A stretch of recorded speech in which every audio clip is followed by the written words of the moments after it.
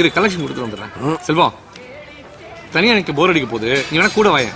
நல்லா கால பிடிச்சிக்கமா. எனக்கு ஒரு என்டர்டைன்மெண்ட் வருது, நீ போயிட்டு வா. அடி பாவி சிரிக்கி தள்ளி விட்டு போறாளே. ஒரு மனுஷன் வெளியே போயிட்டு வீடு திரும்புறக்குள்ள எவ்வளவு சலசலப்பு சச்சரவுகளை சந்திக்க வேண்டியதா இருக்கு.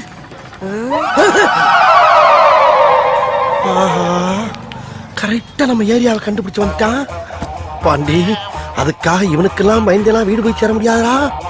ஓப்பனிங்ல எவ்வளவு கம்பீரமா இருந்தியோ அதே கம்பீரத்தை யாரோ எவரோ மாதிரி மைண்டம் பண்ணு.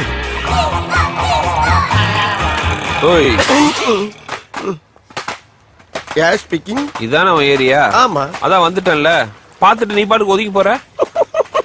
மணி என்ன நீயே சொல்லு. இவனு ஈக்குவலா மைண்டம் பண்றானே.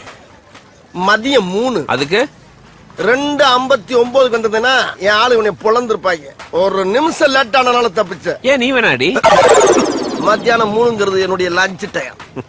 இந்த நேரத்துல அன்னத்துல கை வைப்பன தவிர யாரு கன்னத்துல கை வைக்கிற பழக்கம் அடி எனக்கு எப்பயுமே கிடையாது. அதுக்காக அந்த அசட்டு தைரியத்தோட என் தெருவுக்கு வந்துடுறான். வந்தா அங்க நான் டயத்தை கீப் பண்ண மாட்டேன், ரொம்ப உக்கிரமா இருப்பேன்.